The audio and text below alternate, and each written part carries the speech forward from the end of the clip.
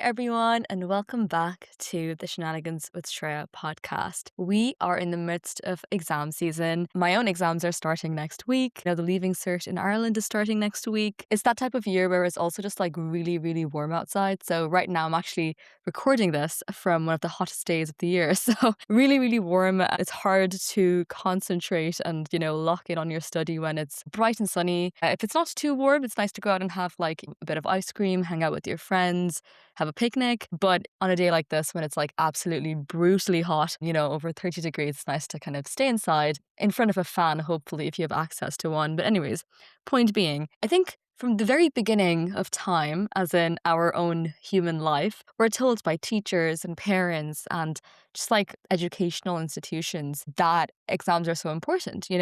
These highly compressed and pressurized blocks of time define our entire worth as a student and how our career is going to be in the future and how we are judged intellectually. And again, this sort of narrative can cause a lot of stress in students. It gets our amygdala, which is the stress or fear center of the brain, into this chronic fight or flight. And, a lot of students don't fare well with the pressures of exams. Through my own journey of trying to understand how my own brain works, what kind of tricks and tips I can use to my own benefit, how I can create my own systems of studying and being with these quote unquote long periods of exam times when, they're weeks long, you have to prepare for an exam. How do I cope and how do I thrive, really? So today, I wanted to really talk about how to use neuroscience, how to use psychology to your own advantage, looking at also just global policies on education, which country has the best education system. And this really is not about like just surviving exam season.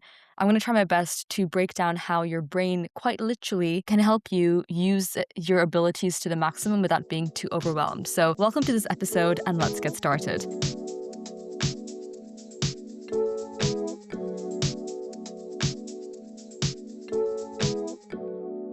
So let's start with some really micro habits that are kind of from my own personal life. And I did check that this is scientifically true because I have based my own systems and ways of learning when I was in the Leaving Cert itself through, researching and looking at what the science says. And it's something that I recommend for everyone. It's like if a part of your way of doing things isn't working, always look up alternatives, see what is like working scientifically for a lot of people. So my own personal journey is that I actually am used to studying big amounts of information, quite complex neuroscientific things without burning out. And I wanted to unpack why these choices are actually verified by cognitive biology. So number one is that prioritizing a really deep 4-hour workflow is so important. So this uses your natural circadian rhythm to the maximum. I'm not telling you to wake up at 8 or wake up at 5 a.m. or anything. It's up to whatever your natural circadian rhythm is. Like if you're waking up at 10,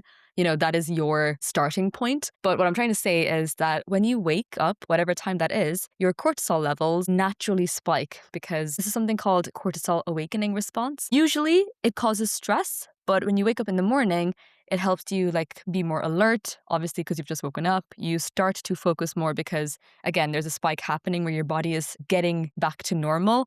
But in that cortisol spiking, you have a lot of alertness, a lot of focus, and a lot of neural plasticity just naturally. So simultaneously, because you've just woken up from what we're hoping is a good night's sleep, your brain is quite fresh from this synaptic pruning, which is basically the process that your brain does when it's clearing out the weak connections that have been made the day before. You can forget so much. And your prefrontal cortex, which is the decision-making part of your brain, is at its maximum capacity. It's 100% charged first thing in the morning to actually handle the heavy, informative, complex things that you need to learn. And to be honest, this can be applied anywhere. If you have a task that you've been procrastinating, if there's something that you just know that you should get to, it's probably most likely just from a mental willpower and 100% battery point of view that you'll get those things done more efficiently if you do them first thing when you wake up within the first 3 to 4 hours of waking up, because that's when your brain is the most fresh, essentially. If you think of it like this, like when you wake up, you are 100% charged.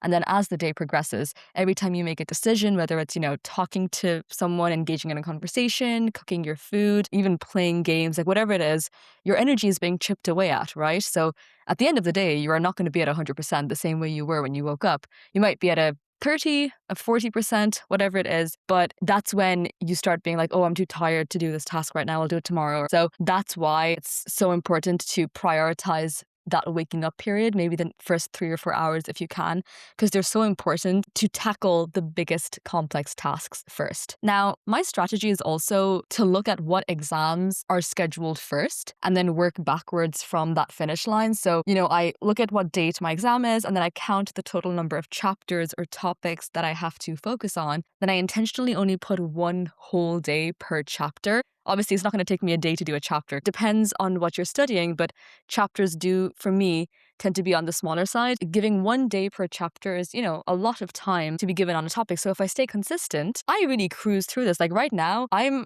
think, 5 days ahead of schedule just because I've been kind of locked in the last 2 days. And obviously, if life happens and I miss a day or two, I'm not really quote unquote behind either because I have cruised ahead. Like I've made my schedule lenient enough like that. Like it's not overwhelming that, oh, if I miss one thing, I'm so behind. You know what I mean?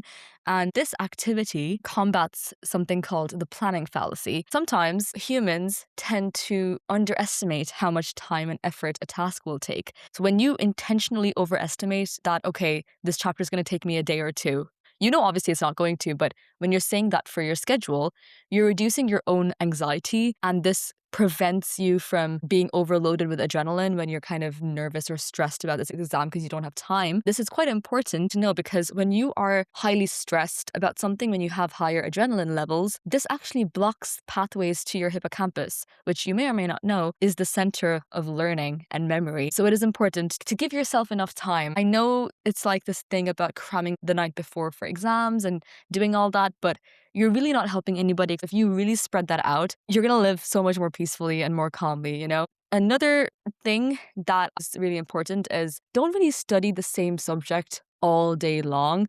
You will get so saturated that you will just lose focus entirely. So if you watch something in the middle or read something completely new between your study sessions, your brain resets and then it's more willing and more receptive to more information. So in cognitive psychology, this is called interleaving. Sticking to one subject is going to call semantic satiation, which essentially means that your brain is going to start recognizing these patterns, these topics too easily. It goes on autopilot and then you're not really remembering anything, you're just reading it. So switching subjects or introducing completely new, unrelated things forces your brain to actually stay more engaged and to retrieve information more easily. So this signal to your brain to stay engaged is quite critical to strengthening your own neural pathways through this process called long-term potentiation, which essentially allows you to keep new information stored in your brain. This is also something called the 80-20 rule, which you may or may not have heard about. It is used a lot in business as well, but in studying it can be used where 20% of the focused efforts will yield 80% of long-term results. You can look more into this. There's this whole statistical analysis of how these numbers have come to be. It's called the Pareto principle. So the idea is that you should concentrate on areas where you can get big wins with comparatively little effort. For me personally, I like to read everything. So I do put in let's say 100% of my focus on all topics. But if you're short on time for any reason, it's good to know that 20% of your focus will yield 80% of results. Now, sitting at the desk for hours, it's not healthy, guys. I get up every 2 hours or so to move my body, and it's important to really, really get up. And again, why does your brain feel fried after you've been sitting for so long? So for years, scientists thought that the brain was just running out of energy, but there was a study published in Current Biology that revealed something that was happening, which was that prolonged cognitive work, which is essentially, learning, causes a literal accumulation of a chemical in our brain called glutamate, which is in the prefrontal cortex. And glutamate, it's an excitatory signaling molecule. It activates things in your brain. But when it is overused without a break, so you're just continuously firing this glutamate in your brain, it's going to build up in your neurons, it's going to build up in your synapses, and it's actually going to become more toxic for your brain to have that. So it's going to disrupt the normal flow between the brain. So you aren't just tired, it's that your decision making and your focus center is quite literally just suffering from a metabolic toxic overload. So to clear this glutamate, it is so important to give yourself a pause. Standing up, and moving every 2 hours, stepping away from your desk triggers something called the brain-derived neurotrophic factor, BDNF, which is basically like fertilizer for the hippocampus. It clears away this waste. It allows the brain to breathe for a bit before glutamate is fired again. I have spoken about it in previous episodes, but essentially, when I was in secondary school, I felt like we were just constantly on this hamster wheel of having to do homework, having to study, this and that. And I was like, you know what? It's my life and I am going to give myself a day off because why not, you know? And for me, I kept Saturdays off because I'm not going to do Friday because Friday is still technically a working day.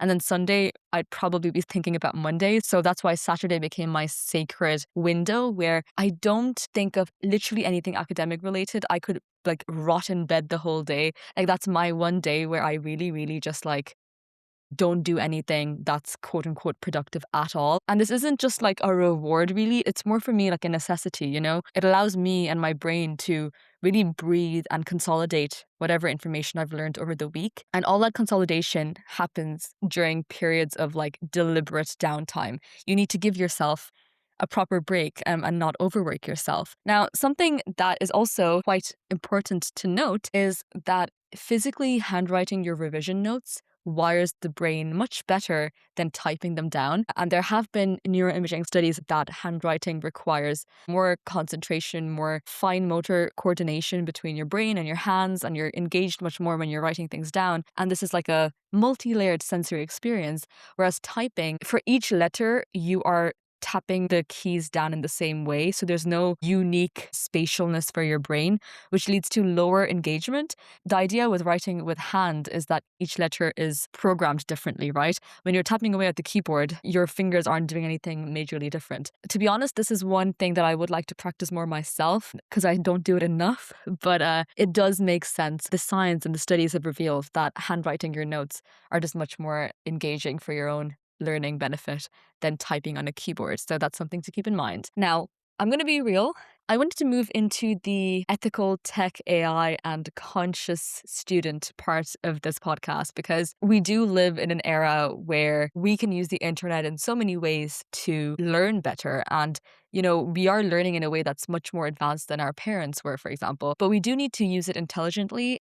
Tools like Google's Notebook LM really help with like quizzes and MCQs. And by doing this, it allows you to really like focus your brain on a random quiz. It tests you and it helps you cement data, and things that you get wrong, you learn better. And I really did want to mention the whole conscious ethical part of this because, you know, as we scale our use of AI models for studying, we do have to look at the actual reality of this technology. So many large language models are being run on data centers that consume immense amounts of electricity, millions of gallons of water for cooling systems. Now, if we want to be conscious of the AI that we're using, because I was quite appalled when I looked at the start about like how many resources were being used, and I was like, I do not want to be a part of all this disastrous resource use, which is why I think it's so important that we look into the digital infrastructure of companies. So for example, I did look into various companies on how they manage their resources. This is a non-sponsored, by the way, but I did find out that Google has a 100% 24/7 carbon-free energy, and they're becoming completely water positive by 2030. And I think it's really interesting to read,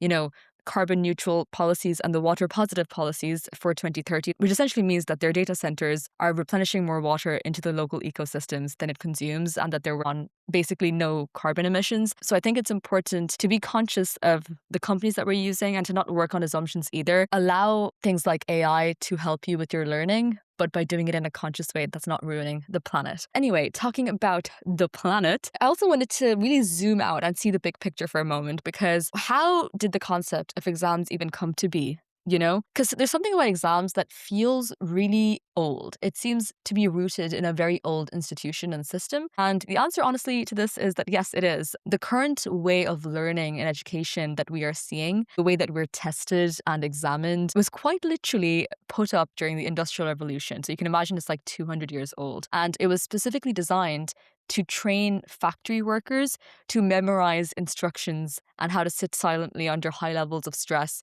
and then accurately repeat that information or that instruction within a period of time. But, you know, we are in the 21st century now, and we have access to so much information just on the internet now. So in this modern world, there really doesn't seem to be a need of memorizing anymore. And there is a direction that would be more towards, critical thinking and emotional resilience that is more important for students now. So I think it's really sad when sometimes you hear students and see students that really want to leave secondary school. Because to me, and I think for most of us, school really shouldn't feel like a prison sentence. It should feel like you're happy to be there. You shouldn't be waiting to just leave, because you want to value that part of your life as well. So to understand a bit more about how backwards this Western system is, I wanted to look at the global landscape of things, because all countries do not have the same education system. There are different education systems. So on one hand, especially if you go towards Asia, they're very extreme models. Like if you look at South Korea or Singapore, these systems are very, very competitive, especially in countries that have very big populations. They have a very limited number of seats. And there is this competition that you have to be the best, you have to score the best to get entrance to this like college or whatever, which, understandably can be quite a stressful situation for teenagers to go through. And they have this brutal exam infrastructure where students are expected to study, 16 hours a day, just fueled by panic all the time. And yes, these systems do produce very, very high test scores, but these places are also home to the highest level of anxiety amongst youth and very low life satisfaction metrics, because it treats this brain as this machine and like a factory that you're going to be pumped into this university and then you're going to be pumped out to a job, and that's it. On the other hand of the spectrum sits the undisputed gold standard of global education as of 2026, which is, can you guess it?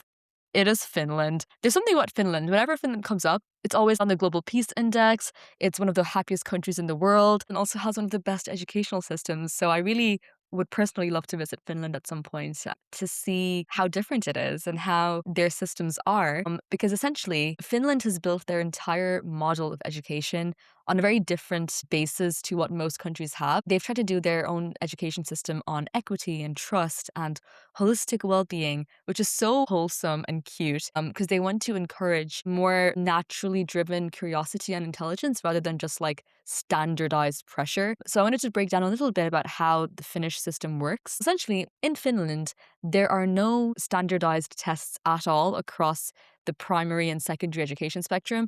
The only mandatory exam that really happens is at the end of high school or the end of secondary school when they're 18. And teachers evaluate these students based on their own assessments. It's an individualistic assessment, essentially. There's no ranking systems, there's no school against school competitions. And by doing this whole concept of no testing, no competition, Finland has completely eliminated the concept of test anxiety, exam anxiety, which means that their students are not driven by cortisol or stress as much as other countries' students are. Now, what's also really interesting to note is that children don't start their formal academic school until age 7, which is quite late for most other countries. A lot of other countries start like when they're 5, when they're 6, but Finland, they don't start until 7. And before age 7, all they do is play and learn how to emotionally regulate. What's another interesting point again is that the average school day is only 4 to 5 hours long. And for every 45 minutes that you're in a classroom, it is compulsory to spend 15 minutes playing outside, which I think is amazing. And they also don't have homework in Finland, which again, amazing. So I think for the world that we live in right now that's so prioritized on hustle culture sometimes and just like results, Finland has really smartly made the basis of their entire education system very much catered to just being and living and letting children learn in their own time. Having these 15-minute breaks in between class allows the brain's default mode network to activate. And this is what we were talking about earlier when I said how we should step away from our desks every hour or two to just get up and change what we're consuming. Otherwise, your brain will get saturated.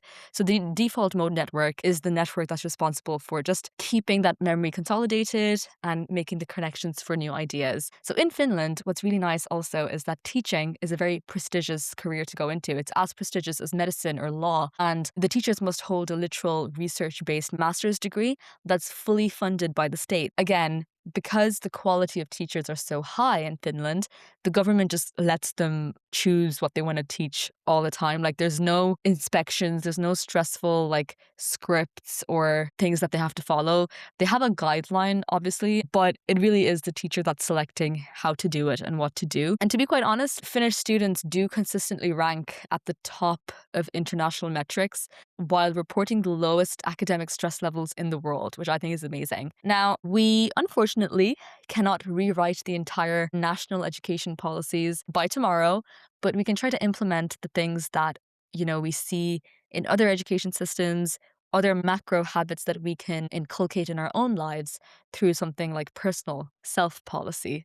So I would recommend trying to adopt to this whole 15-minute rules. So if we study for 45 minutes really intensely with no distractions, and then take a 15-minute physical rest to allow your prefrontal cortex to flush out that glutamate. And again, it's so tempting to go on your phone when you are on your break, but I'd recommend if you are to go on your phone, because I do as well, but like get up and start walking in your room or something, but just like have a bit of movement while you're on your phone. But it is optimum to have a screen-free rest, which I know is not always possible, but if you can, just like walk and let your brain breathe for a bit. And the idea is that if you really shift your perspective on this, so if we stop studying just for the sake of passing an exam and actually try to move from the perspective of, okay, let's try to understand this. Okay, why is this happening? You become more engaged, and there is a way to trick your brain to actually like the things that you're doing, and drive that natural curiosity. Because yes, you might not like a subject, but again, there might be a reason why you don't like it. There might be a teacher that's taught you really badly. There might be a bad memory that you have with it. If it's just really, really tough, you can always use the internet to break down concepts to you. Because in a way, everything is quite explainable now that we have access to the wonderful world of the internet. As we dissect the education system and try to optimize our own study habits, we also do need to zoom out even more to look at the bigger picture. And it is so easy to be annoyed during exam season, being like, oh, I have to study so much. And, I've been studying for so long. And it's easy to look at the stress of it and wanting it to be over because, yes, they are outdated exam systems. But the truth of all of this is that having access to higher education is such a privilege. When you really get past the whole stress of studying and the stress of grades, whatever it is, you might just realize that we are really lucky to get to do this because there are millions of people across the planet that never really get the chance to sit in a university, library, or analyze data or have that freedom to really educate themselves. And in a way, education is not meant to be a trap, even though systems might make it seem like it is. It's a literal ticket to upgrade your life in every single domain. And when you think about what's actually happening when you study, you are being given the time, the space, the resources to upskill yourself. And, you're being handed these tools to follow your passions and become an asset to the world and how you can help find your own place and purpose in the world. Education allows you to really form your own opinions, gives you a voice, and it fundamentally changes how you perceive things. So the next time that you do feel overwhelmed by an upcoming exam, it would be quite useful to have a little psychological shift and move from the mindset of, I have to do this, to I get to do this. In anything in life, really. The I get to do this mindset makes you grateful for literally everything. And then reframing that textbook from something that's kind of torturous to sit through into it's an opportunity to be able to read this, right? So you are upgrading, you are building the foundation of who you're going to become on the other side of the leaving cert, of the degree, of everything, and just enjoy the journey in that, you know what I mean? So own that privilege, honor the opportunity, and approach education with a sense of gratitude rather than fear and stress. And hopefully we've spoken about a few methods that can help make exam studying easier. So to wrap up this episode, I wanted to go into a lightning round of exam psychology to keep just off the top of your head. So number 1, always sleep before an exam. The whole concept of all-nighters and not sleeping, no, we do not want to hear about it. Sleep is very, very important. It's the whole purpose of when you're consolidating your memory. No sleep means you're just tired and groggy and you're not going to do as well. So please prioritize your sleep, 7 to 9 hours, ideally. I don't even have an alarm nowadays, guys. I have a sleep time that I try to adhere to and then I naturally wake up, which works, Number 2, if you are in an exam room and you instantly freeze, which can happen when someone is nervous, just stop writing for a second, close your eyes and just deep breaths, because this lowers your heart rate. It lowers your anxiety and it forces your blood flow to go back into your prefrontal cortex, which is the decision-making part. And it'll just help you feel a bit more calm during that exam if you feel overwhelmed. Number 3, put down the highlighters, guys, because I've never really personally used highlighters that much, and science also proves it because it's just passive decoration, honestly. You end up highlighting everything. It is better to use active flashcards instead when you're learning rather than using highlighters. And the last point is that when you walk out of the exam room, you've given the exam, just forget about it. You do not need to dissect your answers with your friends. What did you say? What did I say? Oh, I said this. Don't. You know what I mean? It serves you literally absolutely nothing. apart from maybe triggering some useless residual stress, which does not need to be there at all. But yeah, enjoy the sunshine. I hope you do well in your exams. Best of luck. I hope these tips and tricks helped. Keep a good book, keep a good show or movie to look forward to at the end of the day. And yeah, create a routine and system that works for you. Use the neuroscience, protect your Saturdays if you can, please. I really preach to everyone that like, if you can just take your Saturdays completely off, please do. Study consciously and then show them what your brain is capable of, guys. So yeah, thank you so much for listening. I will see you in the next one. Bye.